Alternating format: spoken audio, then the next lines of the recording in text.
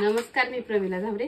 तर आज एकादशी निमित्त मी एकादशीचा उपवासाचा पदार्थ करणार आहे। त्यासाठी भगरीचं पीठ घेतलंय, इथं गुळ घेतलाय चाकून बारीक करून, एक दोन रताळी मी शिजवून घेतली ती। तर ह्या पिठामध्ये आपल्याला टाकून घ्यायचं आता।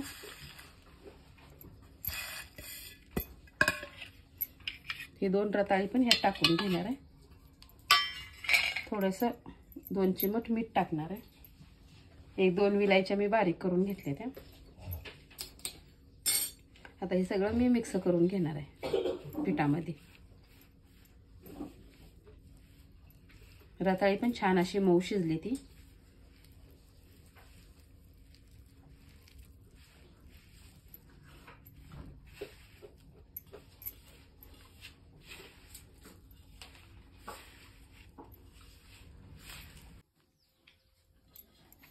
तर बघा, मी असा गोळा तिंबून घेतलाय। तर ह्यात मी एक थेंब ही पाणी ओतलेलं नाही, रताळ आणि गुळ मिक्स करूनच तिंबून घेतलाय। तर ही पीठ जास्त चिकट नसल्यामुळे मी ह्याला लाटून घेणार नाही, हातावरच पुरी सारखं बनवणार आहे।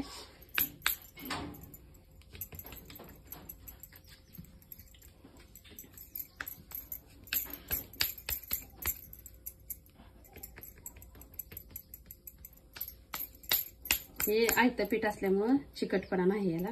जर आपण घरी शाबू भगर मिक्स करून दळलं तर जरा लाटण्यासारखी पुरी छान होते। हे जरा आयतं पीठ असल्यामुळे चिरलं जाते। मी असं हातावर करून घेतलंय पुरी सारखं, पुरीच्या आकारानं। तसंच आता बनवून घेते। तोपर्यंत मी गॅसवर तेल पण ठेवलंय तापत।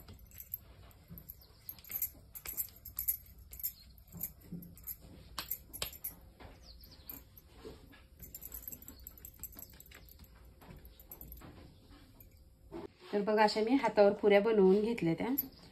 गव्हाचं पीठ असेल तर लाटल्या तरी चालते ते। ही भगरीचं पीठ असल्यामुळे, उपवासाची पुरी असल्यामुळे हातावर बनवले मी। तर आता तेलात मी एक सोडून घेते।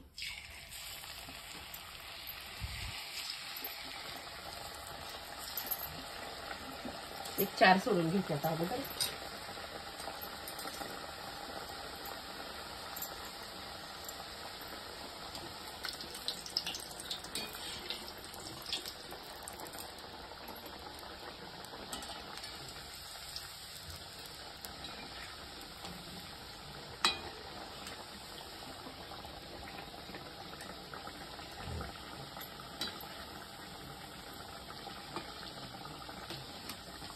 दोन्ही पण साईडने छान अशा तळून घ्यायच्या त्या, म्हणजे आत पीठ कच्चं राहू नये। तरी हातावर केल्यामुळे जरा थोडीशी जाडच आहे पुरी।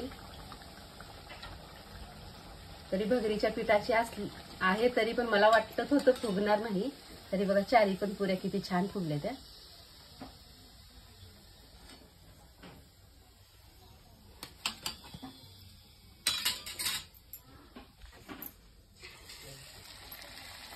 तर आता अशाच पद्धतीने मी सगळ्या पुऱ्या मी तळून घेणार आहे।